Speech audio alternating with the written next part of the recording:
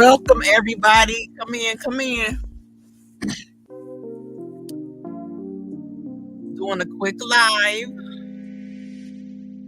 on some updates. Trying to figure out how to change this picture too. A good afternoon, y'all. Well, I actually don't know what time it is where y'all at. But welcome back to Sky Life. I did an early morning today. Well, I should say early afternoon. Change it up a little bit. New information that came in. So I wanted to make sure I wanted to talk to you guys about it. Look, there's a lot of people probably at work, y'all. So I'm going to go ahead and get started, get in, and then get out. So, hold on. Let me let time for these notifications to go out. But a lot has been going on in regards to the FBG Duck case.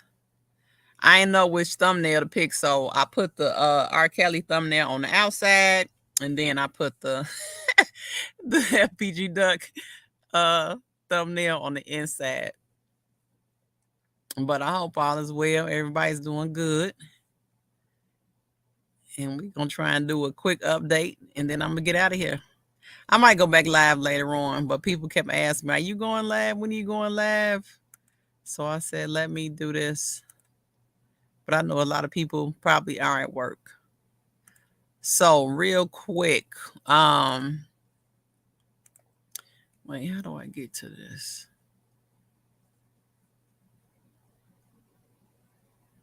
Also, I'm trying to check something out too. You know, I pay attention to who's in the chat, who's not in the chat, and where people are at.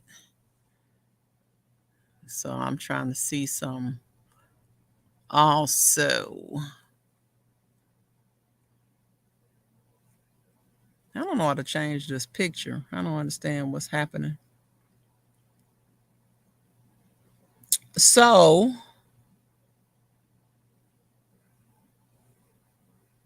in the update on the FBG Duck case, for those of you who do not know, I'm following that case as well. And I did 2 short videos on that case. Make sure you all go and watch them. Carlton Weekly, also known as FBG Duck, is a young man who was part of the drill scene, a very skilled artist. Okay. As you guys know, Chicago, he lived in Chicago on the South Side. Now, Chicago, like I explained to you guys, is very violent, drug and gang ridden. Okay. So he went down to the Gold Coast to shop for his child for his birthday. While he was doing that, he was killed. Okay. So I follow his mom on YouTube, and she has been revealing a whole bunch of stuff. I mean, it was basically, there was a time when she was just doing general information, and now she came with a whole bunch of detailed information. So she had it looked to appear to me to be a police report, because everybody started reporting about King Von and stuff that was in the police report. And I went back and looked in the system, and I'm like, I didn't see any of that information, because I'm telling you guys, it is so much sealed information. It makes me sick, because I'm like, ooh, what does this say? What does it say? But, you know, they did the same thing in the R.Kelly case. You know, only the actual defendant, you know, and the attorney can see the information, but they're going to make us wait till trial, which is scheduled right now for October 2nd. Okay, so go watch the other videos that I did in regards to their attorneys, etc., etc. So, Mama Duck, that's what FBG Duck's mom's name. They call her Mama Duck. And she revealed, you guys, which is what I always wanted to know, is who dropped his location, who dropped the loc. Okay, so she said that, okay, her son, a female had picked him up and took him down there to go shopping for his son. She states, also this case was on Hip Hop Homicides, okay? I'm not sure if you guys are aware of that channel, but this is also on Hip Hop Homicides. So you could also watch about, his story and what happened to him on Hip Hop Homicides. So she revealed, you guys, on her live, because I follow her live, she revealed that when her son went down to go shopping for his son, when Duck went to go shop for his son, there was a guy that seen him, okay? And that this guy basically was a tender dick, because it turns out she stated that FBG Duck was knocking one of his baby moms down, okay? And he felt some way about it. So this guy calls into O Block, okay? Calls this Cluck in O Block, who they're also saying is the P word, allegedly had been messing with kids, and told this guy, oh my God, what they say his name was. I think they said THF Crack. I think they said that was his name, but they called the guy and said, hey, it's Duck. Duck is down here where I'm at. So she stated that the guy was basically asking him, like, you know what I'm saying, you got the move on you. And the dude, being a punk, was saying he ain't got the move. But she said the whole time on the video, dude is cuffing the move up under his sweatshirt. Okay. So this guy, this Cluck, allegedly goes and tells the guys from O Block who are accused with the crime. That's why you see them running out of the building. And then they alerted the other guys basically where Duck was. So these guys actually went down to kill Duck, is what is being alleged. So that is how, which is what I always want to know, is who dropped the location. I thought it was the female that he was with, and that was not the case, you guys. It was a guy that was basically tender dick. He was hating on Duck because Duck had previously knocked one of his baby mamas down. So he was worried about that. You just posted. Oh, hey, Levi. Okay. Thank you. So, with that being said,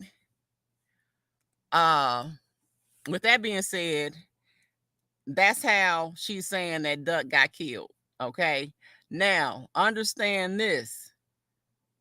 There was also, she read a police report, and when I saw it, it looked redacted. And so with all the redactions, I'm like, that's got to be a police report because it's not in the paperwork. Okay. So with it not being in the paperwork, we trying to figure out, all the bloggers and stuff are trying to figure out where did it come from. But she did state that one of the detectives in the paperwork was the one that notified to her that her son was killed. Okay. So it was paperwork from some witness, and they're saying that, quote unquote, it's supposed to be King Von's brother. Okay. Now, I don't know about how true all this stuff is, but it stated that King Von, okay, who is at the time was supposed to be the chief of O Block, the O Block gang, okay, and he supposedly put $50K on FBG Duck's head, basically assigned a hit, put a paid hit on Duck's head, okay. Now, they said that something happened. It turned out during that time, right before that, they found out that he had got signed with Rap-A-Lot Records. Then they said he came back and put 100, y'all, 100 of them things, 100K on his head. So that was it. You know what I'm saying? Normally, if you're not aware, in Chicago, the normal pay is 10 or 20K, for a hit. But shoot, when you drop 50 and 100, it's almost a done deal. You know, they gonna get that thing done. So that's what it was. So, and unfortunately, they did that to that young man. And I knew when it happened, because it happened midday. And the street, this is the richest part of Chicago, you guys, the Gold Coast, midday. The streets are tight. It's not like a big 4 street, a 4-lane street. And you hop out of 2 cars and gun a man down with machine guns and assault rifles. Are you crazy? You know that's a pay hit. Okay, so more information is coming out, but that's what they're saying. So King Von, they're saying put a pay hit on FBG Duck. But I just wanted to say this to people. This is not surprising. If you understand how gangs work, especially the old gang structure in Chicago, in most gangs, okay, they have a structure, meaning that if they have a chief or a head or a lead, you can't do anything without permission, okay? They have to give you permission to kill somebody, go rob somebody. Anything you do, you're supposed to have permission.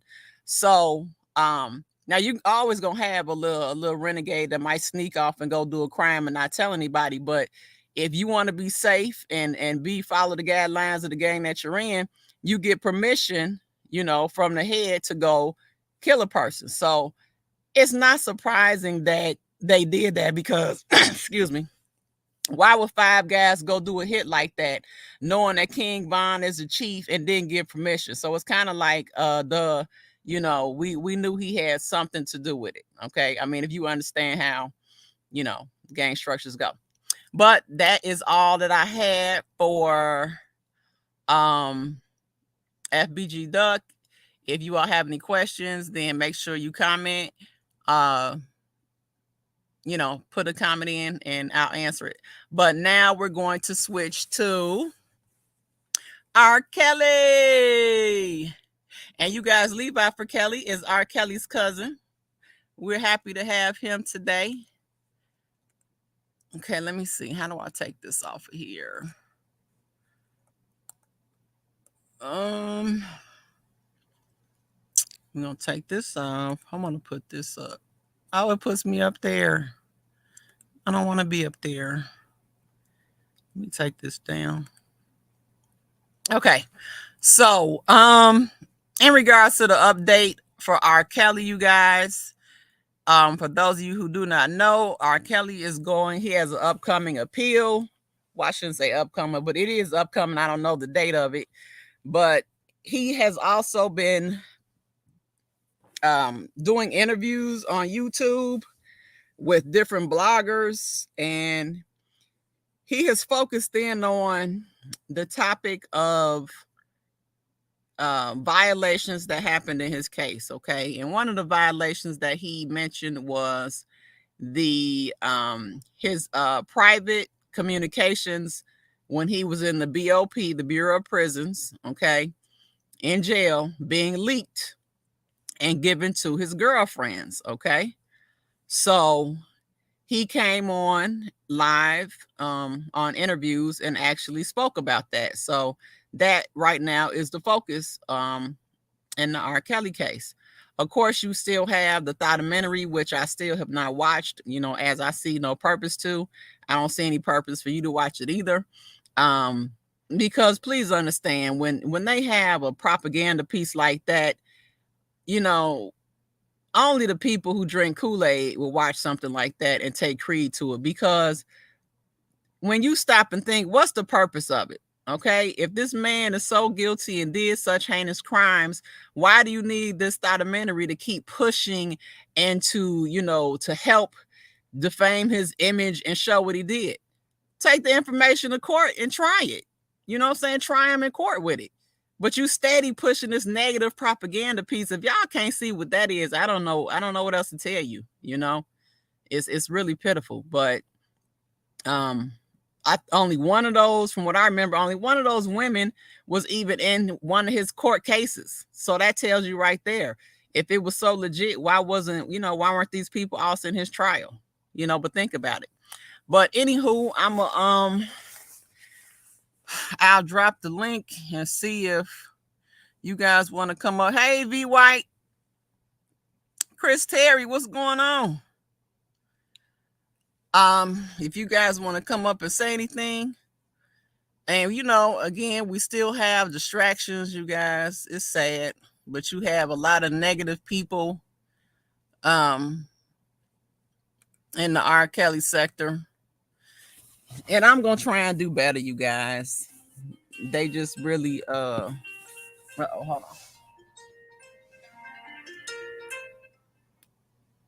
I don't know who that is. Another spam call, y'all. This stuff is so irritating.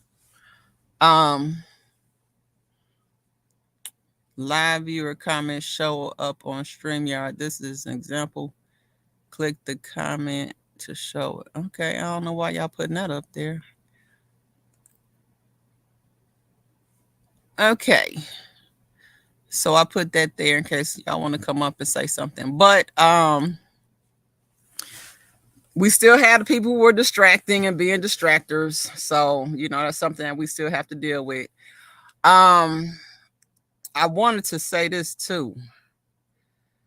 In regards to I was on live, and one of the guys reread some information in regards to his trial. You guys, the star witness in the New York trial, okay? I don't know if you guys are aware, but there was a text messages in between supposedly R.Kelly and the mother, okay? And this was in the paperwork. So the young man read the information again, and it turns out this. They lied to R.Kelly. I mean, we already knew that they lied, but I didn't know that she was aware. Okay, so in the text messages, it was stated with the mother and R.Kelly. Okay, now this lady is alleged to be a minor, 17 years old. Okay, the federal age of consent is 18. Okay, the age of consent in Illinois is 17. Okay, so Dana, hey Dana, I'm glad you had a chance to get up there and talk, Dana. So the young lady was alleged to be 17. Her mother, okay, they took the girl to a concert. Somebody gave her R.Kelly's phone number. She gave the number to her mother, okay? Her mother takes it upon herself to allegedly contact R.Kelly, okay, and communicate with him via cell phone. So the mother is texting him, and the mother's texting him and states, there's a communication that states that Kels wanted to have the S word with her. Okay. So the mother knows that her daughter is 17, alerts her daughter of the communication she had with Kels. Okay. And continues to send her off for an audition with him in a hotel. Okay. Fully knowing that her daughter is 17 at the time, but lied to him after he asked how old she was, that she is 18. Okay, so I hope you understand what's happening. So she goes to the hotel. They're saying something happened in the hotel. And at that point, it was the end for R.Kelly. They had at that point tricked him off of the street, you guys. But I just want you all to be clear that the mother knew, and the young lady knew of the conversation in regards to the S word, and still sent her daughter off, to go see him. But he's under the guise the whole time that she's 18. So just be careful, you guys. You better be careful, because this thing that happened to R.Kelly could definitely happen to you. Levi for Kelly, what's going on, Levi? Hey, how you doing, Scott? Can you hear me pretty good? Yeah, what's going on?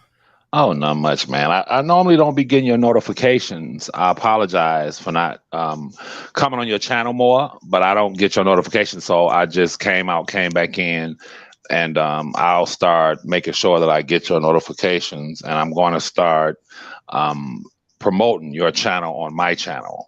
Oh, thank you. Yes, you being one of the strongest, if not the strongest, female voice for my cousin. I really appreciate you, and I just want you to know that. Thank um you. And the one thing I really appreciate is that you are fair, you are objective, and you can spot bullshit. You understand? A- and you call it out. Yeah. Oh yeah. So Oh I yeah. just want you to know sometimes a person can get so distracted, like as in the case with me, um, fighting for my cousin, that we lose sight of the what we may see as insignificant things in the fight, um, because we need individuals like yourself. We need female voices like yourself to be on the battlefield to basically to disband a lot of this propaganda and lies and things of that sort. And you know, I'm like, God, I forgot to promote Sky's channel because, it's like going off into war and forgetting your canteen, your water. You feel me? Like, Right. wait, should I bring my water with me? I'm in this motherfucker. Right. So, so you could die on that alone. However, as you draw the contrast between FBG Duck and my cousin, and I just wanted to come on and say that it is it is interesting, and I don't want people to lose sight of the fact is that there are a lot of similarities in the FBG Duck's case, his death, how he died, and what were the dominant factors in this young man losing his life. Now, the average person will say, what does that have to do with R.Kelly? The average person will say, well, we're talking about two different dynamics. No, FBG Duck died due to gang violence. And when you look at the R.Kelly sector, the only difference between what's going on in Chicago with the drill rappers and all over the nation with these young people joining gangs and the R.Kelly situation is that these are grown adults on the R.Kelly YouTube streets who have actually joined gangs and who have actually been initiated into gangs. These are gangs. When I use the word terrorist network, I'm talking about a group. Whenever a group of people come together and their objective is to terrorize people, that's a terrorist network and that is a gang. Mm-hmm. But I think that people lose sight of how dangerous they are because you would think that a 40-year-old, a 50-year-old, a 35-year-old would not have that kind of vitriol in them that they would actually try to harm someone. Mm-hmm. But if we look at the history, a person doesn't post someone's address, try to discover out who their real name is. I'm not talking about it just in my case. I'm talking about throughout this whole R.Kelly sector. When a person takes that extra step to dox and try to investigate people and have people riding by people's homes and shit, we know that that's more than YouTube. We know that anyone who would go that far behind that, you cannot tell me that they're not willing to harm the person. Would you agree, Miss Skylife? Oh yeah, absolutely. If you're that adamant and you're that emotionally driven over a man you don't even know, they don't know my cousin, Correct. never will, that you would go as far as to show up in courts to try to intimidate the witnesses in this case, or show up to their jobs and sit on the screen and make death threats. I have several of them documented, like real death threats. But what's interesting is that the only time the federal authorities took the death threat serious was when they were threatened. Exactly. You Uh-huh. feel me? Mm-hmm. When they were threatened, Mm-hmm. now we're going to indict the person Mm-hmm. who threatened them. Now we're going to make sure that we are protected. So my mission and objective is to continue to explain to the Justice Department, hell no, you're not going to indict and charge him with just threatening y'all. I got a Mm-hmm. video of the nigga waving my picture across the screen, placing $2,000 on my head. That's a fact. What? Oh, I got they have the video. However, what is the difference between this terrorist placing $2,000 on Levi's head and King Von allegedly placing $100,000 on FBG Ducks. Yeah, absolutely. Murder for hire is murder for hire. Period.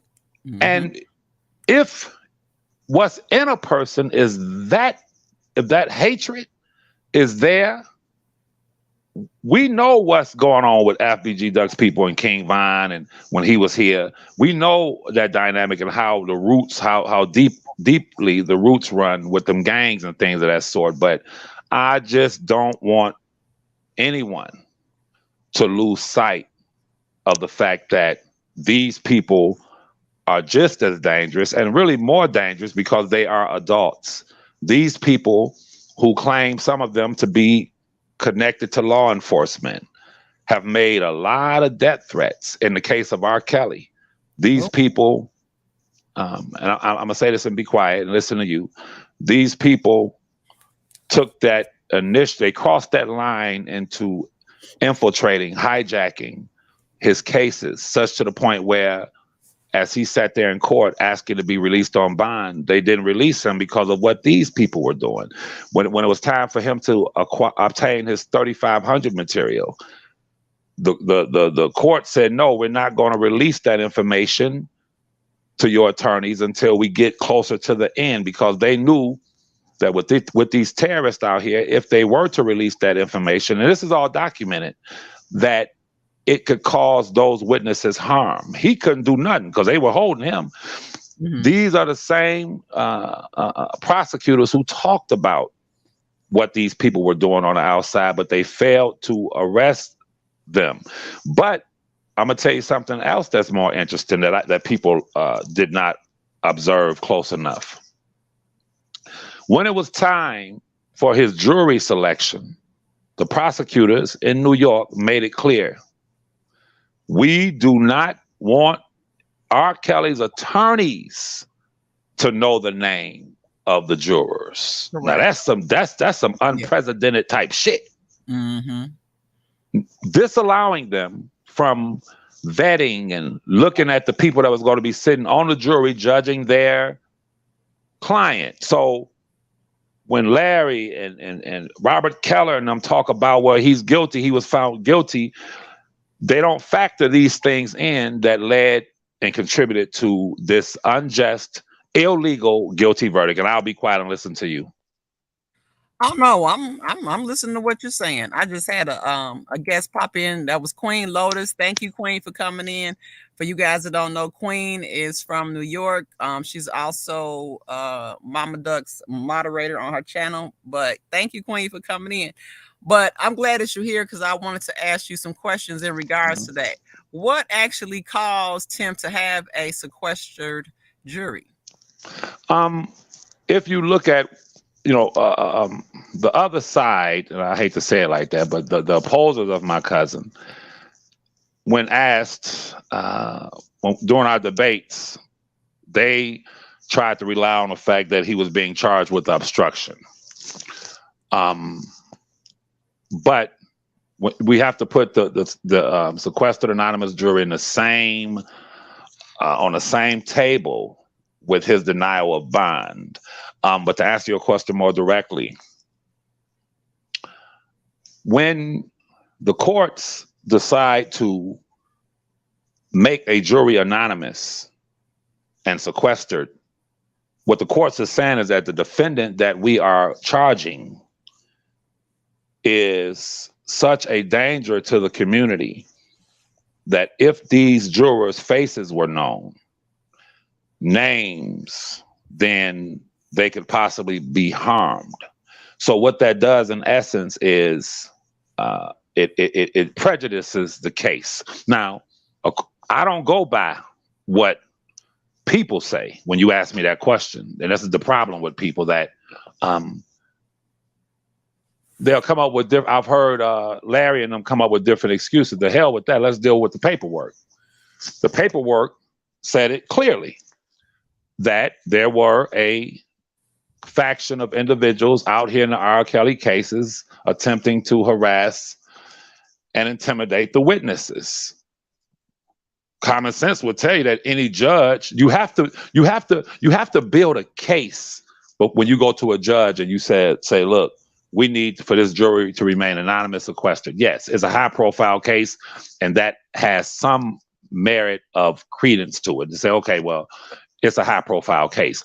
But we have seen several high profile cases. If y'all remember, the OJ trial was one of the most high profile cases in the history of America because it was televised.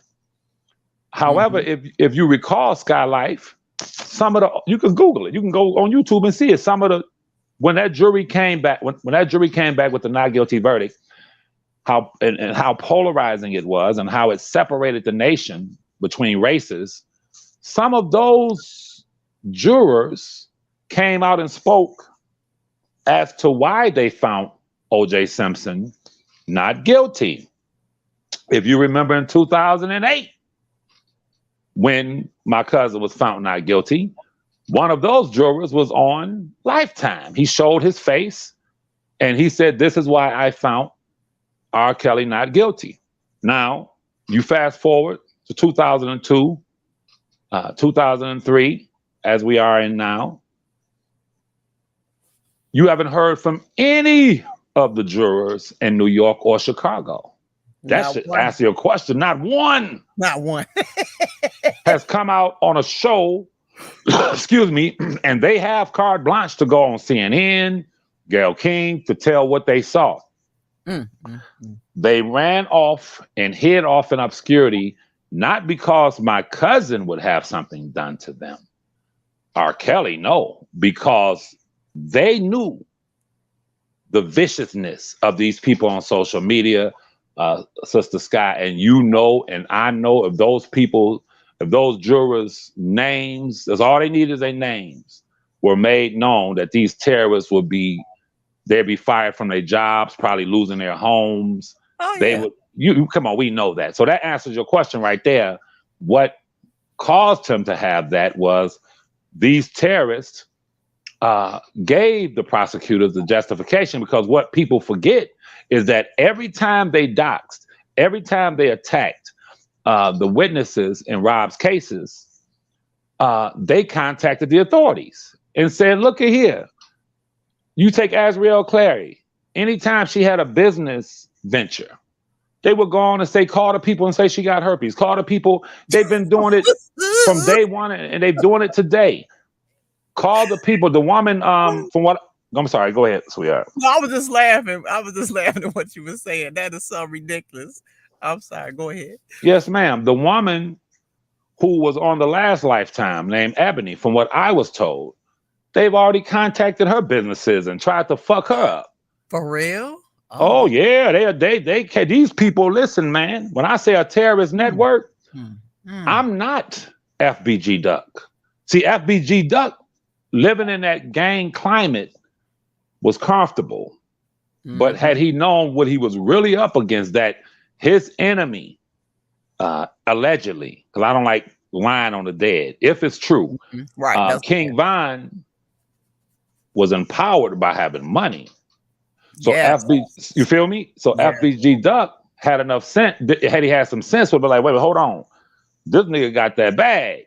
You feel me? This ain't no regular Chicago shit like you just said, where somebody put 10, 20 on you. You feel me? Right. This is now this guy is empowered. He has that bag, and this is why I love listening to the brother Tony Yayo, 50 Cent's dude. You can learn a lot listening to Tony Yayo's interview, and I recommend everybody to go over to Matt Hoffa, and listen to Tony Yayo speak about what we're talking about here. And Tony Yayo said the one thing they understood was that they were with 50 Cent. And he said ain't nobody in rap ever had the enemies that 50 Cent has had. So for that reason, he said people didn't know that we were riding around in bulletproof vehicles. We were on point. We don't fuck with people. We know how this goes. So what I find, when people hear me talk about the terrorists, they tend to think that Levi's capping.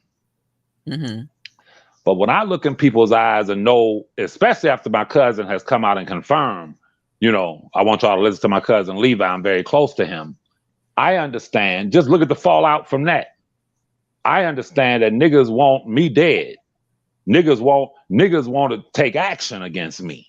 Over what? A man they don't know? A man that has come out and said, yeah, this is my cousin Levi. Now they want to kill some people as they've been wanting to. So I don't take it lightly, and I urge everyone listening to me not to take people lightly. Because Sister Sky Life, once you gone, you gone. That's right. Finito. Finito. FBG Duck, when he found out it was too late. Mm-hmm. And you can't tell me that man or any other person who has ever been killed knew how serious it was. They couldn't have known how serious it was. Guess what? Because they wouldn't be dead. You feel me? That's right. What's up, Dana? Nephew Dana and the thing. They wouldn't be dead because they understood. They would have understood how serious it was. And this is why I always tell people, you talking about being wise and knowledgeable. If we could go, if you could go, Sister Sky Life, and visit, if you really want knowledge, if you could go in the daytime and walk through a graveyard and talk to those people that's in those graves, you would pull up a chair and be there damn near every day, just sitting talking to those dead people, because they could tell you what the living doesn't know. Mm-hmm. They would be able to impart information where you would be like, damn, I didn't know that. I didn't know that a woman who has a sister and her sister has a husband that's getting paper that got that bag and he moved her into a big house. I didn't know that a sister was capable of going to that woman's house and poisoning her orange juice, who was jealous of her, you feel me? And poisoned her to kill her so she can get her husband. When it comes to jealousy, like these niggas are jealous of me, when it comes to sick, sociopathic motherfuckers who are sick, who are obsessed fans of R.Kelly, I don't put nothing past them. And I ain't holding nothing back. A motherfucker approach me, it's gonna be a problem. Right. You feel me? I'm preemptive. I was raised that way. We preemptive as a motherfucker. They talking about, well, Levi, why do you go to the rallies? Nigga, really?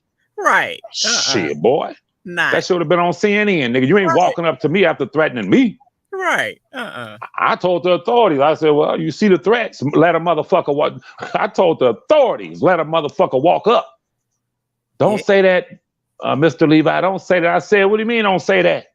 Do y'all allow imminent threats to walk into your space?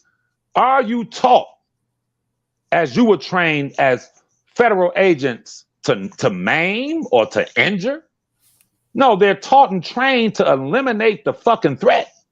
Mm-hmm. And when you even get your gun license, it tells you don't even pull it out unless you're willing to use it. And if you use it, you ain't trying to shoot nobody in their goddamn knee. Mm-hmm. It's life and death. Brother FBG Duck didn't understand it. Even King Von, being away from Chicago, thinking that shit was sweet in Atlanta, he didn't understand it. He would have never thought when he ran. Sister Sky, you from Chicago. Mm-hmm. I'm gonna ask you a question. I'm gonna be quiet and listen. Would King Von had ever run up to fist fight a nigga in Chicago? Oh yeah, absolutely. No. I'm gonna ask you again. In Chicago, had King Von saw FBG Duck or any of his enemies and they dudes, would he have got out unarmed and ran up to fight him with his fists? Oh no, probably not. No. Hell no. No. Absolutely not. Hell no. Not in Chicago, he wouldn't have done it. He wouldn't have ran up trying to shoot a fair one with a nigga. Right. Not with the history. No. Not with the history. But guess what? What niggas don't understand. Down south. Them niggas down south. They was hunting rabbits and shit when they were kids. They were out hunting with their grandfathers and fathers and shit and uncles when they were children. No black male in America has more knowledge of guns, shooting guns, practicing with guns than the black people in the South, because that's what they do. They hunt. You feel me? So he thinking it's the South and shit is sweet, but old boy comes out He didn't miss. Saw him running up on his boy, and he saw 10, 15 cats behind him, and he, boom, is over. So that's all I wanted to say, Sister Sky, is that don't ever think this YouTube shit is a joke or a game. And I predicted that it's going to end in a tragedy. You watch and see. You had Angie, somebody came on her channel the other day and said, your days are limited. You know, you've had, oh yeah, they've threatened Dana's life, my life, and other lives. Larry's life, they've threatened people's lives. Talking about sodomizing their kids and all this old goofy ass shit. But the difference between me and everyone else is that I'm from Detroit. And if you threaten me, trust me, I'm taking you at your word. These people are connected to that rogue ex-police commissioner who think he's slick. See, because he really don't know who I am. He really don't know how far-reaching my arms are. And now they sit a fucking homeless nigga with a third-grade education and a goddamn stalker. They sit and they think they have a backup. They have backing from a nigga who is nothing but a security guard. That motherfucking ex-police commissioner, trust me. Right now, I can direct you to a website. You can get a goddamn investigator, what's it called? Private investigator's license in 3 months for about $1,000. You pay $9.99 and go take some courses from home and get a certificate to be a private investigator. Yeah, but they think this nigga's like connected to the FBI, this, that, and the third nigga.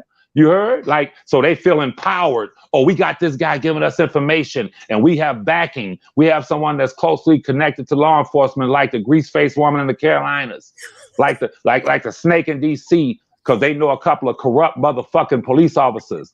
Nigga, I delivered all them niggas to the real Golden Eagles, to the real people who do this shit for real. And I know, Sky, a lot of people say I get upset when I speak about it, but I do. You know why I get upset, Sky? Because not you, Ms. Walker, Larry, his wife, no one, Dana, this one or that one, no one should have had to endure their lives and their families' lives being threatened because they came on social media with an opinion about R.Kelly. Mm-hmm. Do you follow me? Listen, bro, everyone has their own opinion. I ain't tripping.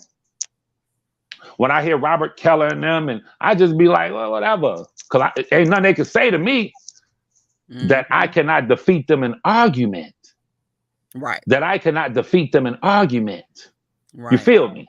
So when your argument is stronger, then you ain't got to worry about nothing. If you have a lot of the things you bring out, they can't mess with that. And but you have to be honest. Let's be real. Robert Keller, Oak Cove, Larry and them, let's talk real talk. I ain't never seen them literally issue death threats. I've never seen them go that far. Where they hook up with a rogue ex-police commissioner and try to get people's information and try to get people really fucking harmed. Right. Let's be clear. They have their opinion. I opened up the debates to have conversations which strengthen my intellect as far as what my cousin. I was able to gather a lot of knowledge by going back and forth with Larry on his show. And they say, well, he's friends with Larry. Well, let me explain something to you. If I'm going to spar with the person, you know, Michael Jordan did not become the best basketball player in the world playing against mediocre ass niggas. He's played with the best of them. That makes him the greatest. So I want the best. I want someone who knows the paperwork, who has seen the paperwork, who understands the ins and outs of this thing, as opposed to sitting trying to conversate with a motherfucker that's eating chicken with a third grade motherfucking education. I can't learn shit from you. You feel me? I can't learn nothing from niggas with stalking records and blowing up cars. It's what the fuck I'm gonna learn from you, nigga? You don't even have a house. You don't even have your own shit. You're not a productive member of society. You feel me? So I just wanted to make that clear on your show that I don't dignify nothing they say, bro. I don't, the stuff they say, I be laughing at it, bro. You had Robert Keller on Angie's last night saying, well, I don't think he should be talking to no blogger. Hold on, wait a minute. Then he says, well, I don't think he should be talking to a blogger that's not going to ask him questions that can fuck him up. See, then he tells how he really feels. Right. First of all, Robert Keller, do you think me, my cousin, or anyone would take your advice as it pertains who the fuck he should be talking to, nigga? You feel me? Like, oh, we gonna take your advice. Or he should, but check this out, Sky. Let's deal with the facts, Sky. You've seen it. You watched it. When my cousin first went on that woman's channel with all the hair, you did not find anyone in the so-called R.Kelly sector saying he shouldn't be talking. Mm-hmm. You know, Sky, I'm not lying when I tell you, the only time that man, they had a change of opinion is when he went on Storm and claimed me as his cousin. That's my cousin. Mm-hmm. Then all of a sudden, these niggas, what they do? Why is he talking? You feel me? Hold on. Right. You weren't saying that a few days ago on the woman's show. Right. But now he comes on Storm, and Storm allows him to speak. If you notice, Storm, just be quiet. Say what you have to say, because he only has 15 minutes on the phone. Correct.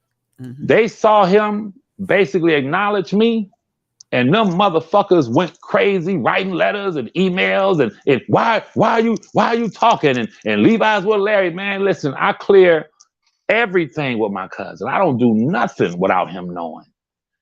And if they think he gonna listen to some fucking strangers or some people that may know him that are unindicted motherfucking co-conspirators, I'm gonna say it again.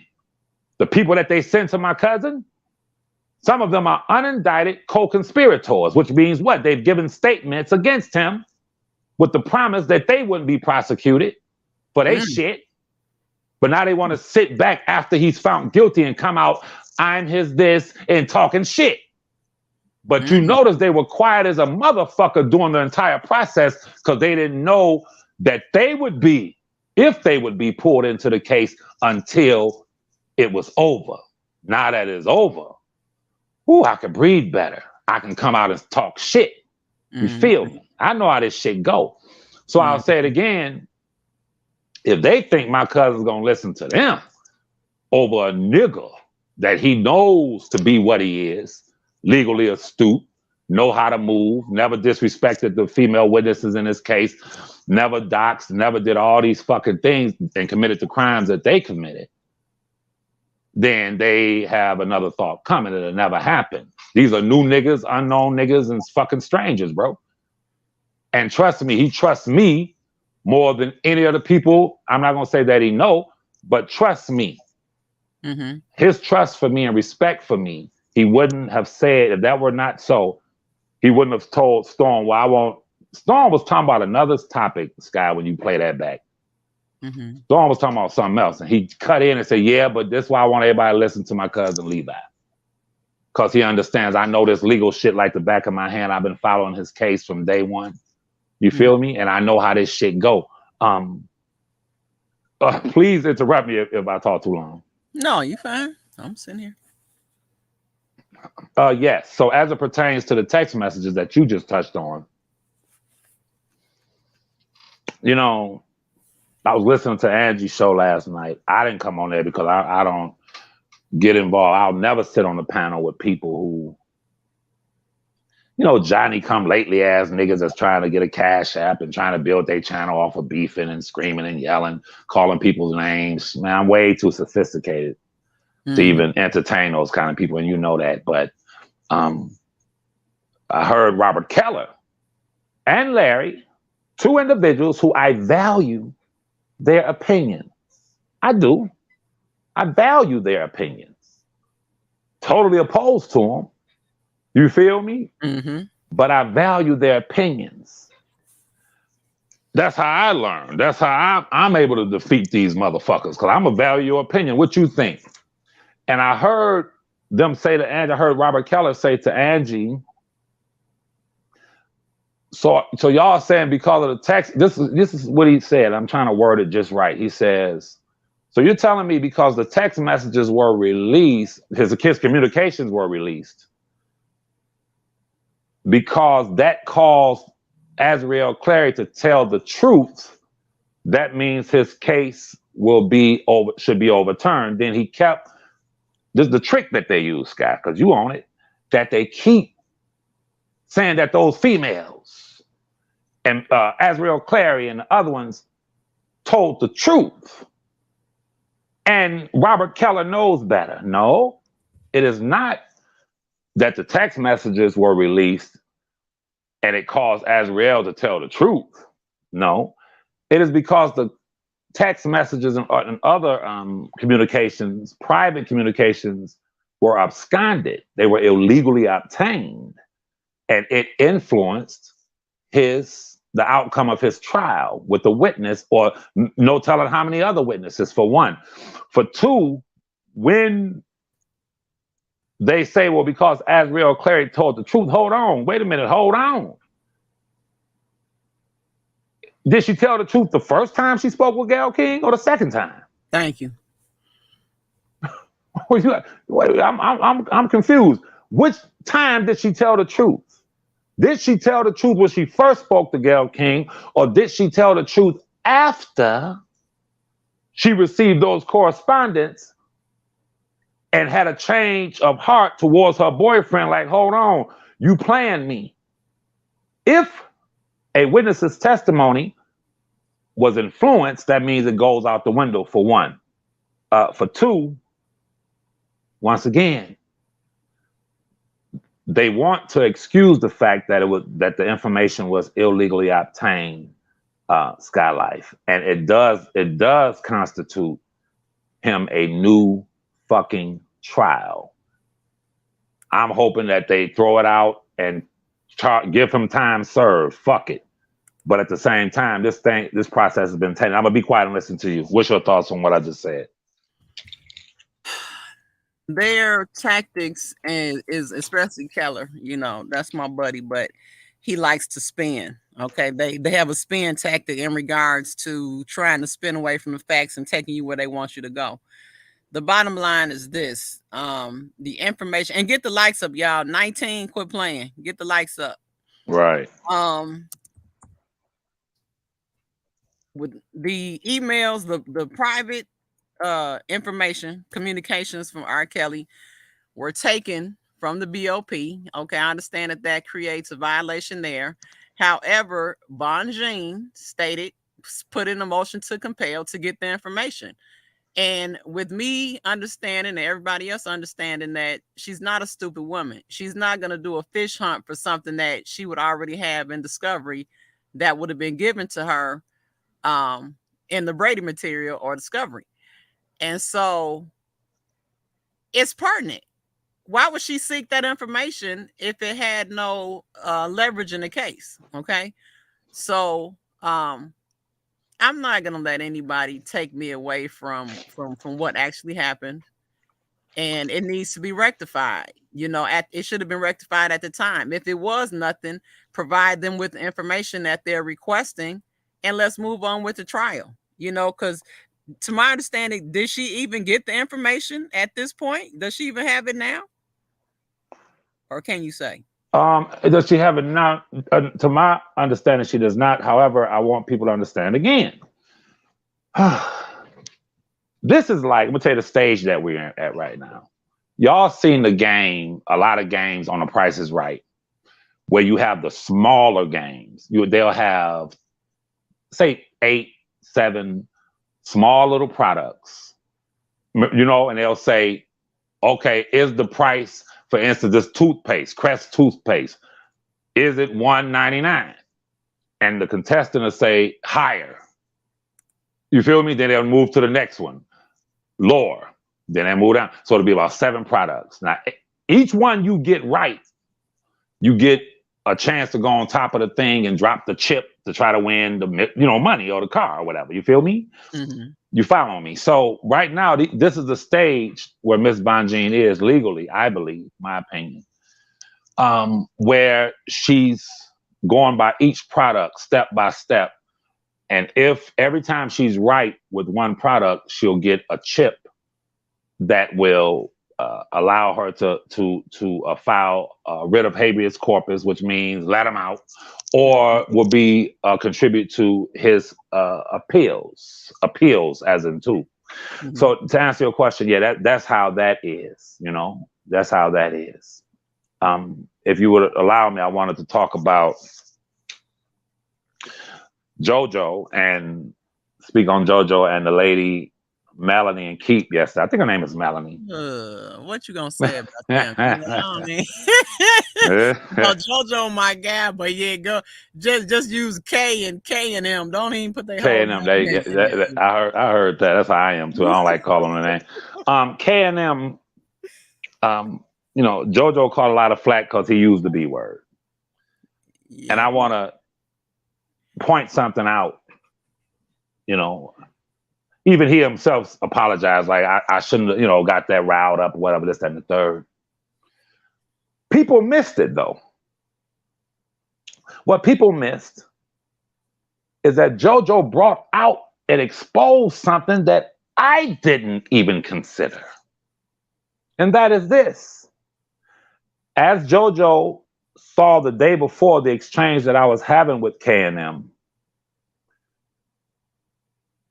he sat back and he used a different, he looked at it differently. So when he had a conversation with them, he came from a totally different slant. And I was like, damn, I never thought of that. Listen, y'all. What he said was simple. I'll say the M lady. He said, and I'm paraphrasing, he said, let me ask you a question.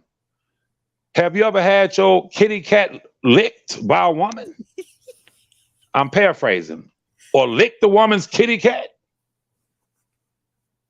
She said, I'm not here to discuss my sexual private life. Spun. Mm-hmm. Hold on. Skylar, I said, hold on. Mm-hmm. I don't know a nigga or a female black that a person can say to a black female, have you ever licked a kitty or had your kitty licked? What y'all gonna say, Sky? Y'all gonna say, fuck no. Absolutely not. You gonna say, Dickly. I'm strictly dickly. That's the every black chicks make that shit clear. I'm strictly dickly. There's not a nigga that you can ask, have you ever sucked a man's dick? Like, hold on. A nigga will say, nigga, man, you get shot. Hold on. Playing with me. Playing with me. You gonna answer that question emphatically. So I'm sitting listening to JoJo dissect and surgically dissect these motherfuckers. I said, wait a minute. People missed it. He talked about feminism. Yes. The feminist agenda, and what he brought out that everybody missed in the arguing, it totally exposed the modus operandi of the M, the K, and a lot of these women who hate R.Kelly. Mm-hmm. They hate him because he's the model of strong black male sexuality. Yeah. So if from day one, Levi. Yes, ma'am. Representation of masculinity, and they're trying to kill masculinity. Me Too, what's the other one?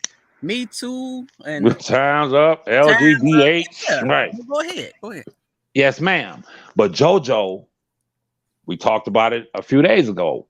I told JoJo, and we don't disagree. We don't agree on everything. We've had our differences in agreement, as men do.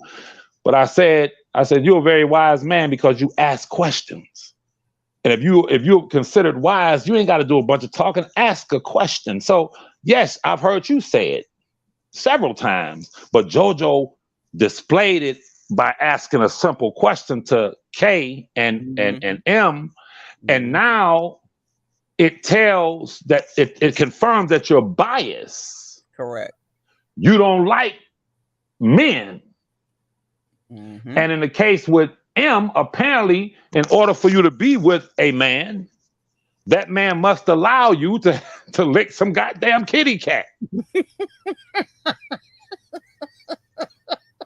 Shit. That's the arrangement. Well, yeah, I'll be, okay, I'll be with you, but you know, I get a craving for some pussy every now and then. I'm keeping it a buck.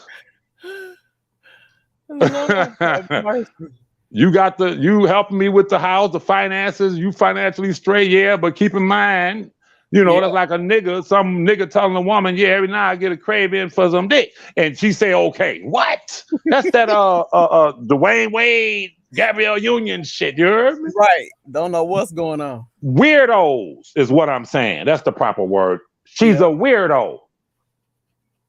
She's a weirdo.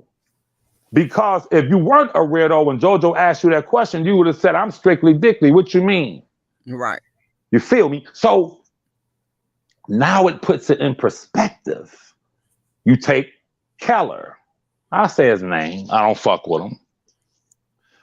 But when I used to talk to him, if he noticed I had a change of heart towards him, like, I don't fuck with you. And you know why? It's because I listen to people. And when I listened to him, he said how he used to attend all my cousins' concerts in Chicago, how he would go to the after parties in Chicago, and how he was a huge, like he would be down there stalking Robert. You feel me? You go on to the after parties and shit, and he would see him all the time. And it told me, from my vantage point, I believe that you were watching Robert from afar. See, man, y'all got to understand how this shit go. I've been around this, man, and I've seen the niggas. Some of the niggas will walk up, man, I love that song, this, that, and the third, dap them up, and they real true, I ain't gonna say fans, just people who support, yeah, you a bad motherfucker. I hear niggas tell me that, oh, your cousin a badass nigga. But then you're gonna always have those ones that sit back watching. And because they can't get the women like that, they ain't got no swag, no game. They have a built-in resentment and hatred for the nigga that can. This is how I see Keller. And he could defend himself. But that explained to me why he goes so far and above when he talks about R.Kelly, y'all. It's different. It's not that I feel he's guilty. Listen to his words. Yeah, the motherfucker you feel me? What's the personal shit about? That's what I don't understand with any It tells you. It's personal, like the motherfucker. Yeah, that motherfucker. Okay, did he screw your woman? Like, did you have a girlfriend who idolized them and really liked them? You feel me? And that's what's at play. So I can't respect you. I can't conversate with you. I can't sit on panels with you because now I know how you feel about my cousin is coming from a place of jealousy and hate, bro. Now I know when I listen to K and M talk, I know your modus operandi. I know what's behind it is the fact that you have a built-in hatred for black men, and Robert being the quintessential model of a black, strong male, sexual machine for black women, you hate him. They hate him. So I just want to bring that up. I wanted to bring that up. What's your thoughts? Dana J just came in. You guys that don't know, Dana J is also the friend of R.Kelly. What's up, Dana? What's going on? Don't start no shit up here, nephew. Your nephew get it going. Hey, Skylar, nephew had his shit lit. I'm glad you had a chance to come up there and talk yesterday. I still don't understand what was going on with you and that guy. You know, don't say his name though, but he don't understand. Listen, I ain't gonna say his name, but anytime a dude can say that the dollar for the king had $1 million, can't nobody say nothing to him about stealing $180. No, stop playing with me. Dollar for the king ain't getting nowhere near $1 million. Nowhere near. But you that pathetic that you had to steal $180? At that point, I can no longer argue with cellar dwellers. And then it's like he's getting his whole reputable rep from a lady who I don't have a problem with, but from a lady who came on TV, said that she eat ass. And she was happy about it. But I put a question out in the chat yesterday that nobody answered. But I said, why is it that after she said that to the Warriors, it popped up in the motion? It popped up in paperwork after she said that to the Warriors. So are we going to overlook some things? And then let's go here. But I heard y'all talking about the text message and stuff, right? Well, if y'all can remember, Ann Donnelly threatened to do a mistrial if any text messages in them came out, right? Greenberg ain't never get them text messages. And here we go again, the text messages. So now they came out. And people like, oh no, but he was in Chicago.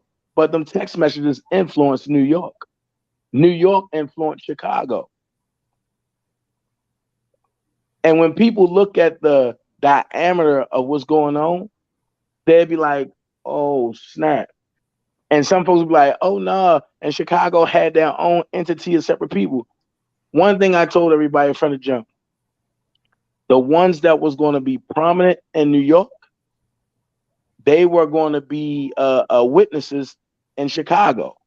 And the ones that are witnesses in New York, they were going to be prominent in Chicago. And I be damned, look what you had. So, hey. Well, I have to say, I have to commend Nephew. I was listening this morning, and I was listening to it, and I have to commend Nephew. Am I still here? Can you guys hear me? Yeah. I have to commend Nephew because he handled dude just right. And the nigga that made 1,000 posts about me, bro. I'm from Detroit, bro. We don't argue with outsiders and shit. You feel me? We just move different. Like, bro, you'll never get a mention from me. You'll never see me on my channel in the community. So you're wasting your time.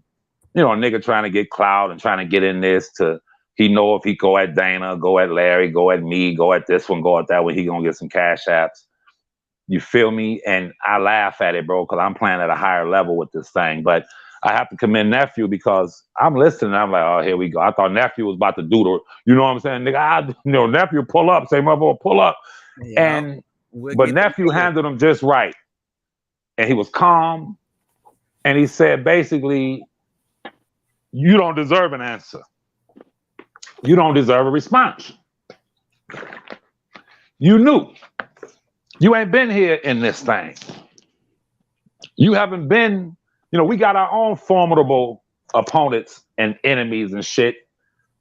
Some of them with tethers on their leg and shit. The other one about to go to prison for insurance fraud and molesting a child and children and shit, bro. Like, we have our own formidable enemies that's being taken care of like a motherfucker. So Nephew explained it to him like, yo, I'm not going back and forth with you. Like, I ain't on that. Like, who are you?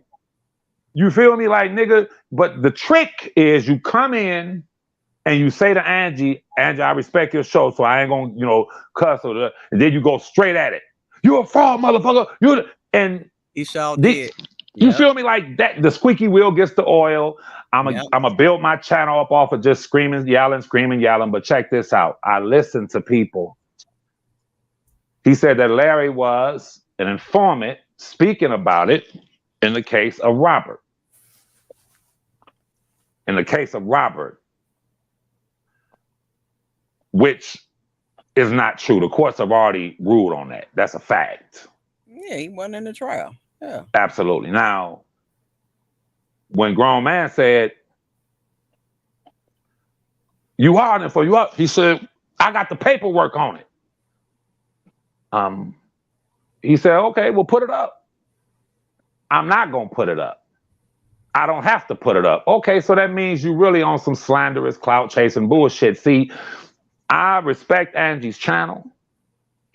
I can't wait for you guys to come on mine when I do my live, all you guys, bro.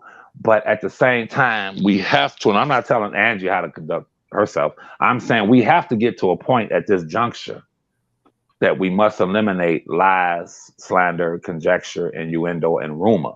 We're now at a crossroad where fuck all that. We can't waste time on a motherfucker saying Levi's 5'2", and motherfuckers know I'm a tall ass big black nigga. Like, what? You just gonna say I was 5'2"? You feel me? Now, come on now. Levi's light skinned. Well, we just seen this nigga. He's dark skinned. Right. So this is how these people play, and they've always played this way. If I hurl out lies and accusations, then I'm gonna get attention, and I'm gonna say Levi stole money, Dana stole money. Listen, it's so goddamn simple. When you, first of all, you gotta have a fucking victim. You got to be able to produce somebody that sent the motherfucking money, and the money wasn't brought to Levi or Dana. It had to be sent through a fucking wire. Everybody, when you send, you can go back right now 10 years when you paid a bill or whatever, they can pull it up. Yeah, okay, I paid it with my credit card. They go right there, get that shit. Okay. But when you're lying and you're telling people, I think it says some woman sent $10,000 out the sky. Have you ever? This woman, I think, even contact Greenberg and said that they had her to contact Greenberg and say, I sent $10,000. Hold on. Who the fuck? I don't give a fuck if it's Rick Ross, Drake, Future. Niggas with paper ain't gonna send $10,000 to no motherfucker and is a fraud and not take action. Thank you. You feel niggas that's millionaires ain't gonna send $10,000 to a children's fund and is a fucking fraud. They gonna get their money back. They gonna get niggas prosecuted. So we have to get to. Yes, sir. Real quick, I'm sorry. Pause right there. This is what actually happened. And a lady called dude from St. Louis, right? Yeah. And told him that she sent $10,000. So dude from St. Louis called Doug and started mentioning it. And Doug said, "Oh no, call her right now." Absolutely. And then when they got her on the phone, Trent said, "Well, Doug is right here on the phone. Tell him when you sent the $10,000." And she said, "No, I meant to say I was going to send $10,000. And Trent said, "You got me looking stupid as hell." Absolutely. And he himself was also fugazi. This is my opinion. He on some fugazi ass shit too, because once again, you have to look at the climate, the modus operandi, what this shit was all about. And that was the throne and Dana. That was trying to get Dana off the throne, get Levi off the throne so they can run YouTube, this, that, and the third. And all they did fucking with Levi was catch cases. I swear for God, that's all they did, was find themselves in government investigations. But I don't fuck with none of them. I don't tell nephew what to do. But at the same time, like nephew just said, it's a hell of a leap to say I sent $10,000 to I was going to.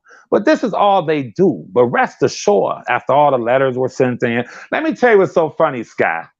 And Dana would bear witness to this shit, bro. I was sitting on my balcony after I went to get my coffee, and I may have told the story before, and me and my assistant were thinking about getting that particular, what a coffee house was, that spot for our business. And we met with the people and they told us that shit was about $17,000. No, what was it? I think it was $12,000 a month. We said, what? We were like, no, thank you. However, when I was sitting there drinking my coffee, I was like, damn, they paying $12,000 a month for this spot. That's a lot of fucking money. And then I saw the cars going through the drive-through. And the coffee there is what, $3.50, something like that, yo. Like, I'm like, they got some good ass coffee though, but I'm like, God, these dollars add up for these people because they're not open late, so they collecting a lot of dollars. Then I said, oh, $1. Now keep in mind, Sky, it ain't about Dana and I creating a defense fund. No, Mr. Anton had already created this defense fund. But when I saw that he was asking people to send in checks, and then I saw that it was just the R.Kelly Legal Defense Fund, I said to Dana, I shot to my crib, I got my coffee, and I'm sitting on my balcony. I said, Dana, I got an idea. Attorney Anton should change the name, or at least put that on it, $1 for the King Fund, right? And he should post ways where people can donate, because, you know, this is shit. People ain't got no, most people don't even have checkbooks no more, where they could donate through whatever means electronically. Dana said, bet, that's a real good idea. He tweaked it.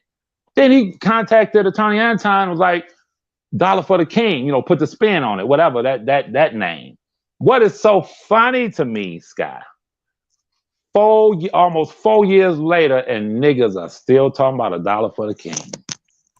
Well, see, the thing is, it's just a ploy to make you all look bad. And it's really sad because that fund would have been enough money to help Kels in regards to his case. And I want to ask both of you guys if you all could find out when we could start sending money back to his books, because I don't care what anybody says, like they took the money, because I was one of the bloggers saying to send the money directly to him, and you know, while he was in jail. And I still want to do that, you know, but I just want to know that it's safe before we send it again, if you all could find that out. Yes, ma'am. But once again, check this out. I want y'all to listen to this. In order to go against me and Dana, Sky, being genuine, said, okay, we'll send it to R.Kelly. She being one of the genuine ones. But the majority of them was, no, send it directly to R.Kelly. Send it to R.Kelly, you guys. Send it to Robert. And in one motherfucking swoop, everything y'all sent, they came through and took that shit. Mm-hmm. So it really hurt him because of your vitriol and hatred for Levi and Dana. It hurt him. Now watch this. You still haven't heard them saying that they took the dollar for the king or the R.Kelly Defense Fund, because it's a trust account, and you can't just touch a trust account. Right, you can't. Mm-hmm. They couldn't have touched it. That just like they was trying to rebrand the dollar for the king, and they was trying to work with one of the attorneys out of Detroit or the one out of Michigan, and they was trying to do an IOTA account. Well, an IOTA account, it can be confiscated. So they went on with their feet, with their legs. After lying, they walked and traveled to meet with Attorney Greenberg to talk about me and Dana. Now, I want y'all to understand something. Please understand this. The time that the attorneys wasted on their fucking lies could have been spent going through that damn discovery, where those text messages would have been a part of that trial.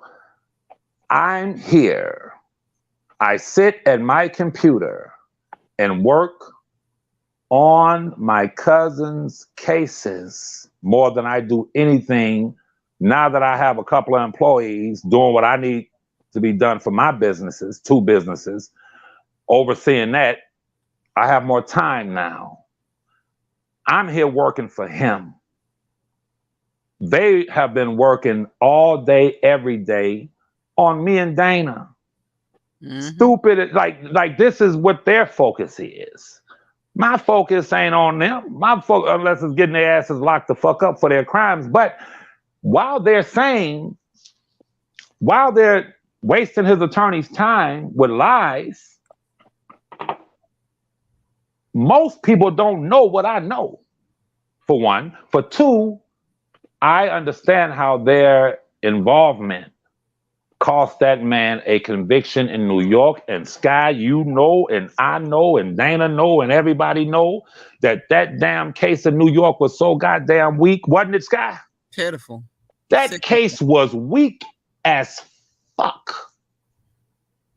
That case in New York was weak as hell. When I saw them put Ashby up there early, I said, oh, this is a weak ass case. Mm-hmm. This is a weak ass case.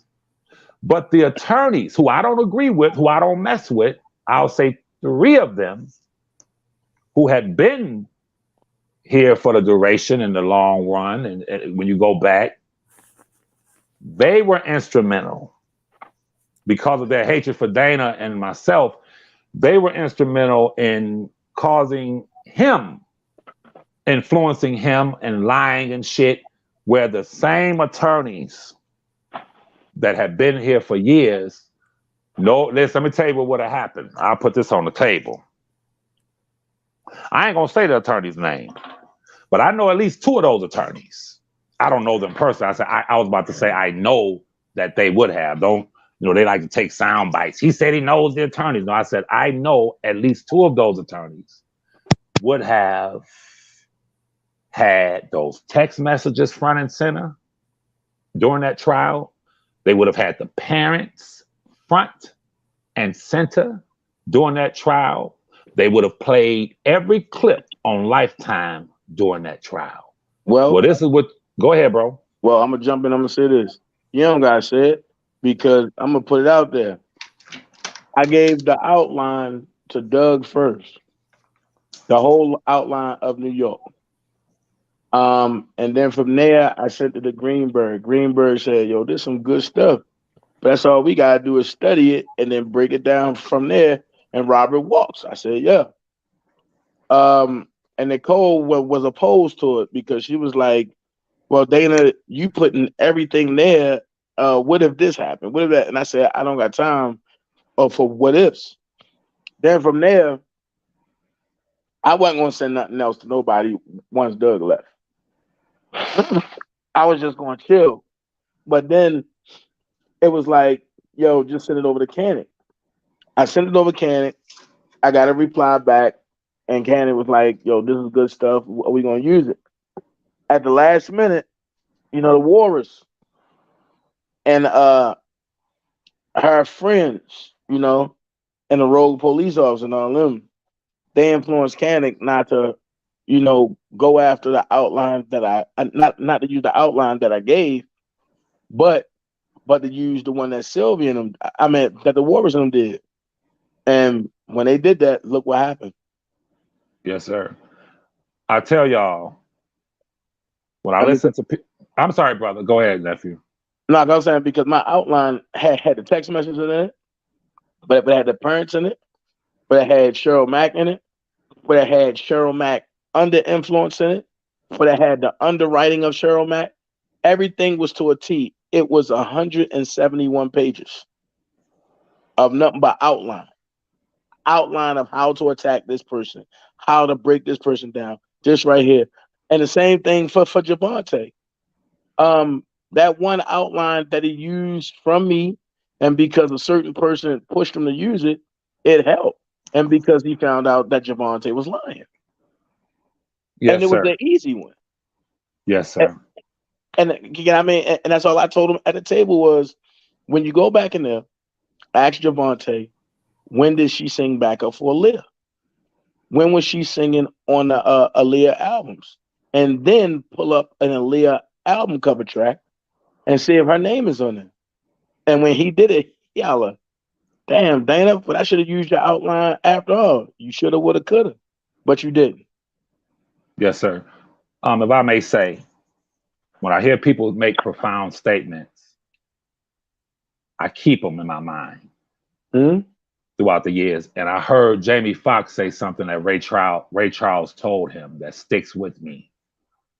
When he was doing the research for Ray, the movie, which was one of the best movies ever produced as it relates to an actor playing a character, he said he was sitting with Ray Foxx, rehearsing Ray Foxx's songs. Ray Charles? Yeah, it was Ray Charles and Jamie Foxx. Before Ray Charles died, Jamie Foxx had the opportunity to meet with him. Right. Just like Will Smith had an opportunity to meet with Muhammad Ali. So what they do is hang out with these people for probably a month or 2 or 3 or whatever, maybe 5, 6 months. Right. To get that character down, the nuances of how they speak and whatever. And he said, Ray Foxx said something to him that sticks with me. One of the most profound statements ever. He said he was playing a song, "Well, I got a woman way over town. He was playing it, and he kept hitting the wrong notes on the piano. Mm-hmm. And he said, Ray Charles said, "Well, what you doing? Like, hold on, why are you doing that?" And he said, "Listen, You're hitting the wrong notes, but remember, the right notes are there.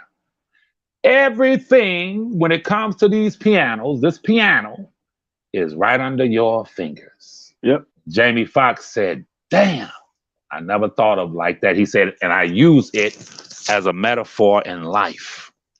Everything is there. Listen.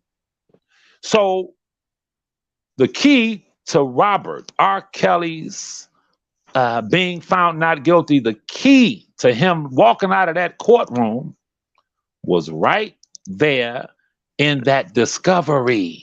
Yep. Was it 30,000 pages? For whatever 1,000 pages it is, the key to your answers are right there when you consider that it was a propaganda-led assault, where it was an unjust prosecution.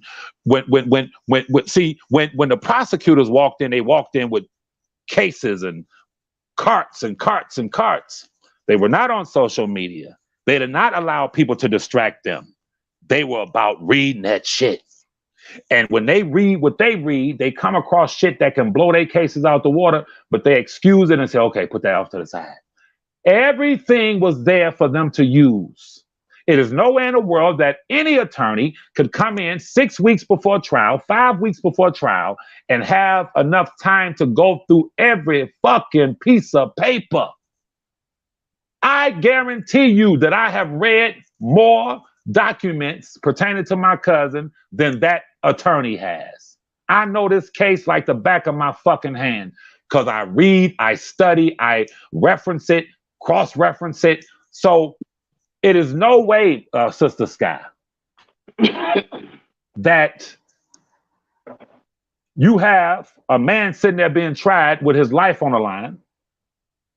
All you need is one juror to say, you know what? I believe that R. Kelly did sleep with her at age 17. But I'll be damned if I find him guilty. And one of the parents was text messaging him, encouraging it.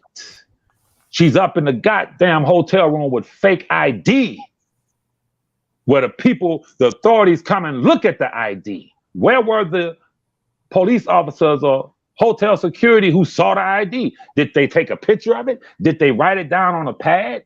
All of these things were right there in that damn discovery. But when you're on social media, when you're sitting talking to goddamn baby killers, talking to motherfucking stalkers and people who blow up cars, and you got these people trying to get you to build a YouTube defense. What was the fate of Robert? He didn't have a goddamn chance, man. Listen, I worked for and with attorneys for 5.5 years. And all they do is read. All they do is study a case. Man, you can walk in a room, knock on the door, and they don't even hear you because they're too busy studying the case. So I say that again to say, once again, the terrorists on social media, or should I say the attorneys allowing themselves to be distracted by the goddamn terrorists when it was time for him to go to trial. I got to say this again, y'all, for the love of God. How can it be that a man is being charged, Skylife, I want you to listen very closely, for a sex crime against a minor? Think about this. Did he find the minor at a bus station? Was it a homeless minor, a runaway minor that he found at a 7-Eleven? No. When he encountered the minor's parents were with the minor. Facts. So can you please explain to me, if I get 10 kilos of cocaine from Dana and sell them to Skylife, and then a RICO comes and I'm arrested, Skylife is arrested, why wasn't Dana arrested? I got the damn kilos from Dana. Thank you. So in a trial, every aspect of how the minor got with the defendant must be explored. And it's impossible to explore that if you don't have the parents of that minor sit on a stand and tell the jury how the minor got in his possession. But they knew, the prosecutors knew, that if they were to do that, it was game fucking over. That R.Kelly would have walked out of that motherfucker. Finito. Because this is the thing. I've been saying from day one, no minor, no motherfucking case. No case. I've been saying that. And people just sit, you know, they spin, take you all over. But that's the bottom line. I don't care what anybody says. The parents are responsible for that minor, period, point blank, no way around it. Absolutely. Leave R.Kelly out of it. Leave Levi's opinion out of it.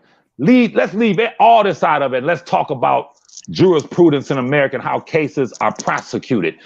I will cash up anybody $1,000 goddamn dollars this week if you can find me one case where a sex crime was perpetrated against a minor and those parents were not there to tell how they had left the bedroom window open. Thank you. How they woke up in the morning and the child was gone. Or how the child... It's impossible. It doesn't happen. It's always, if it's a minor, God damn it, you can't... Listen, a minor can't just walk into a goddamn dentist's office. No. Or a doctor's office, I got a toothache or earache. Mm-hmm. What they gonna say? Sorry, minor, we need your parents to be present and to sign this before we can do anything, render any services to you. And y'all know this. So it's impossible to prosecute any fucking American citizen for violating a minor and not have the parents of that minor there to tell every specific detail how the minor fell into the defendant's goddamn possession. I get so upset. I know. I do too. I do. I don't understand because, you know, there was an argument when we were on Andrew's channel in regards to it has to be relative, relatable, and reliable. How is it not? I just do not see how the parents are not relatable, reliable, and relative to that case when she specifically is the one saying she's texting him and he, under the guise, she's telling him that her daughter is 18. She's saying that the parent that knows she's a minor at the time, okay? And you are texting him. He brings up the sex word. And you continue. And then you let your daughter know what he wants to do. See, that's the part that I think I have forgot. I didn't know she was aware that he said that. But yes, it was in the text messages. She told her daughter that. So the daughter knew, and they still sent her, and the young lady still went to meet him, trying to say, oh, we thought we could turn it around. What are you going to turn around when he's already made a statement? Absolutely. That's crazy. So you tell me, Sky, if you were forget about R.Kelly. Forget about R.Kelly. Just a regular guy in Chicago. And you're called on jury duty to sit over that case. And it comes out in court as you're over the case watching it, that the guy, let's just say you believe he did sleep with her when she was 17. Say if you, as a jury, yeah, that sounds about right. Mm-hmm. But then you find out that she had fake ID, and that the parents was texting a nigga, or the parent allegedly was texting a nigga. Basically, the nigga tells the parent, thinking that he's talking to an 18-year-old, I'm trying to, hit it. And the parent facilitates it. If you are a juror, jurors have to be able to sleep at night. Yeah. Right? And most jurors are decent. Most citizens are decent where they're not going to go home and sleep well at night knowing, wait a minute now, he shouldn't have slept with that 17-year-old. But I'd be damned if that 17-year-old's parent or parents didn't place her there and facilitate it. I can't sleep at night and find this man guilty.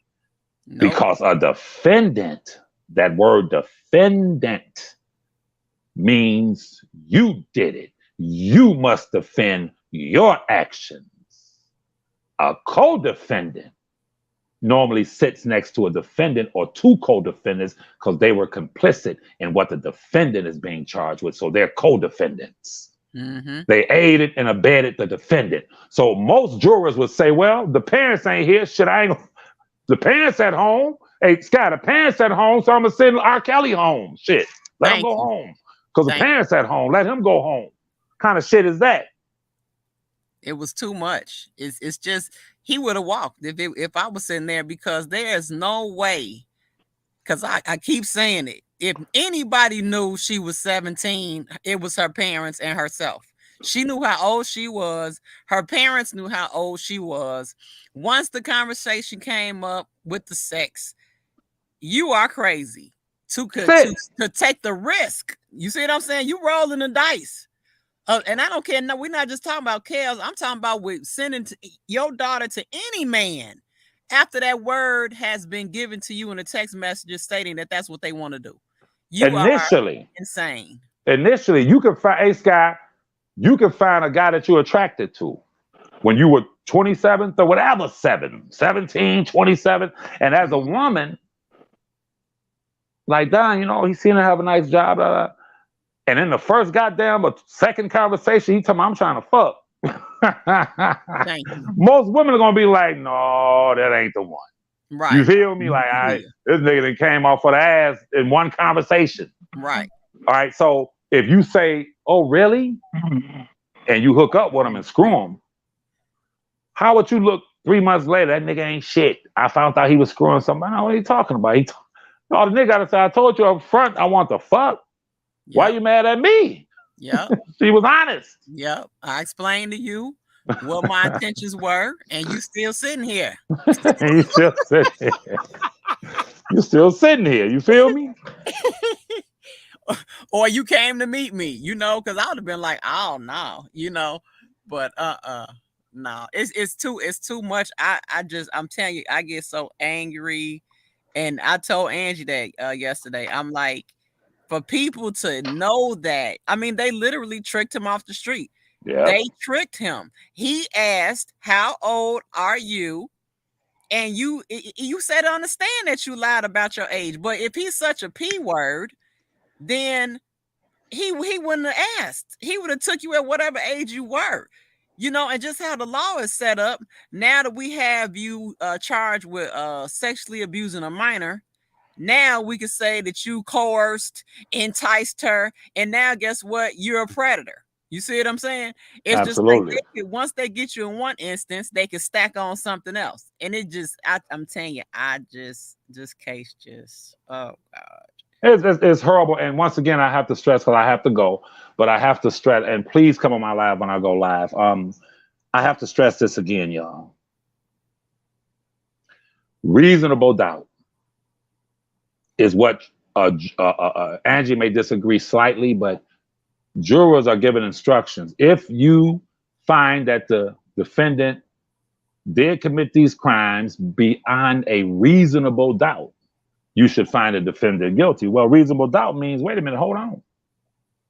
Reasonable doubt can also mean, yeah, I think he did it, but it's a motherfucker that should be sitting next to him too now. Right, but so the fact that they're not, y'all didn't do y'all proper prosecution. This is a wrongful prosecution. Mm-hmm. All it took was one juror to say, no, I saw Surviving R.Kelly. I heard Keller say that they didn't see Surviving R.Kelly. Some of them admitted to seeing Surviving R.Kelly. What are you talking about? They Shit, did. what? Mm-hmm. So I didn't hear this in Surviving R.Kelly. So it took one juror to say, well, I ain't hear all this shit in Surviving R.Kelly. You said that he just took your daughter. You didn't say you was texting him. Now, hold on. Mm-hmm. See, and that will cause a juror, at least one, to say, no, hell no, I ain't going for it. And we'll go back in the jury room when they deliberate and say, let me tell you something. Y'all can sit here all goddamn day. You can send the judge letters all day. I will not budge. I saw Surviving R.Kelly. Those parents did not tell no one that one of them, at least one, was text messaging him. They didn't tell that account. So the public thinks what they said on Surviving R.Kelly is absolutely true, which it was a goddamn lie, Skylife. And I'm going to say it to you again. no American citizen should be placed in jail for 3 days, 30 days, or 30 years, or 300 years with people lying on him. Thank you. That's all I have to say. When you lie, if he did it, why you gotta fucking lie? That's what I don't get.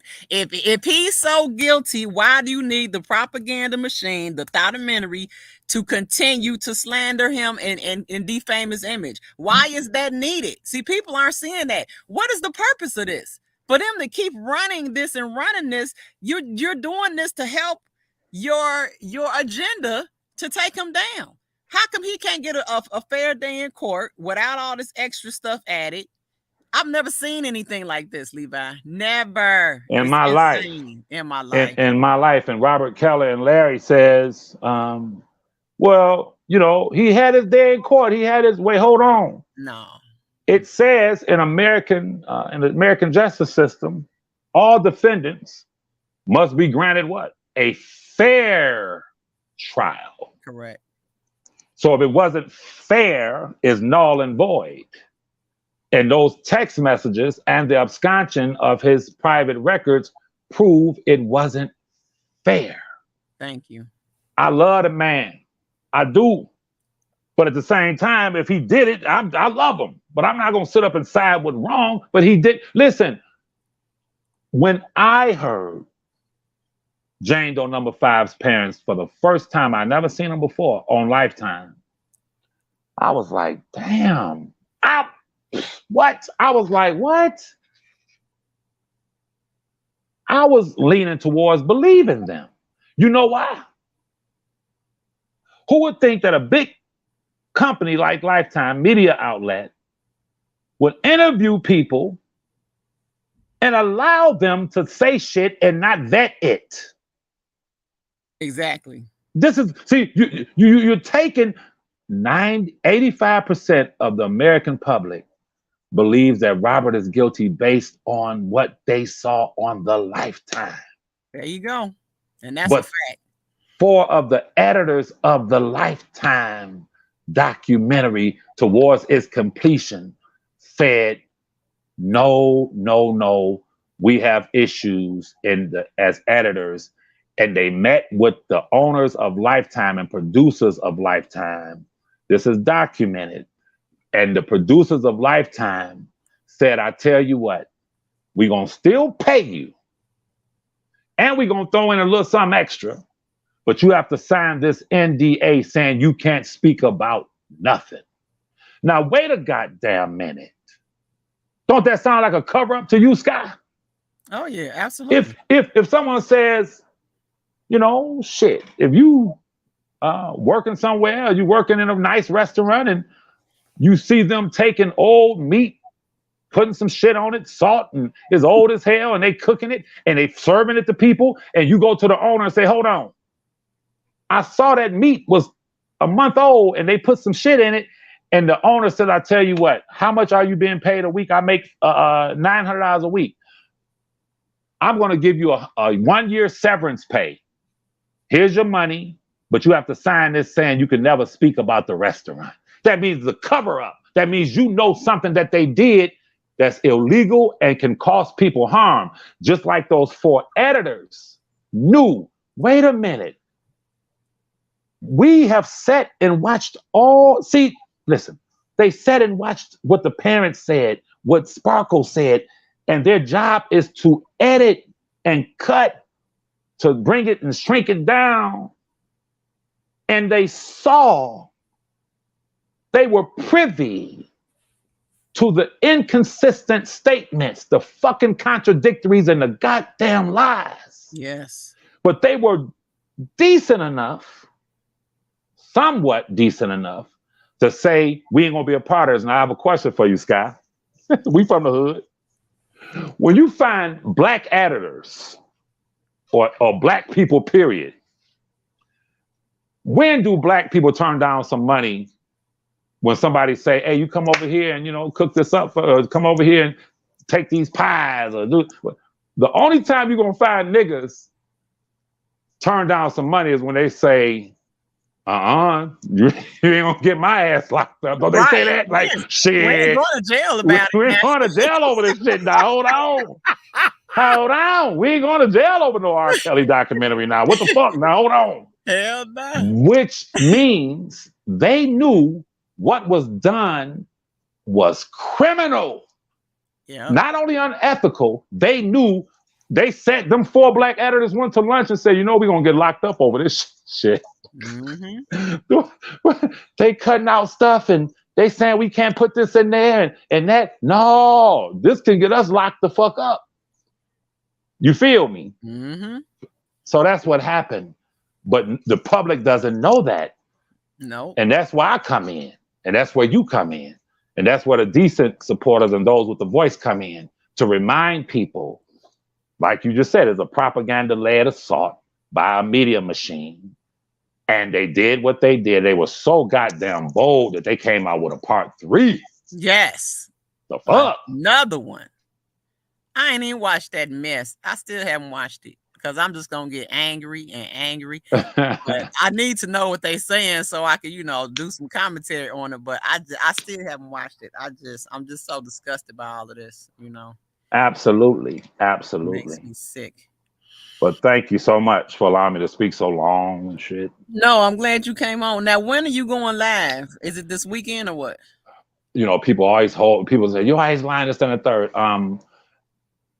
Let me say it like this, because the terrorists be watching too, waiting and shit. So Let me say this to you. I'm doing a double tonight and probably Friday. Word. I'm always good on the weekend, Okay, so bet. Me, then I'm probably working a double. I'll drop you. I'll definitely drop you an email, and I'll definitely coordinate it with your schedule, because I definitely want you to be a part of my live, because it's gonna be the 4th of fucking July. We're gonna talk about some real shit. Okay. We're gonna talk about the Larry, the grown man, all this shit. Okay. You feel me? Okay. Yeah, I love a good debate. No, thank you. Yes, ma'am. Thank you, dear. Thank you. Bye-bye. I think Dana's asleep, y'all. Dana, you woke?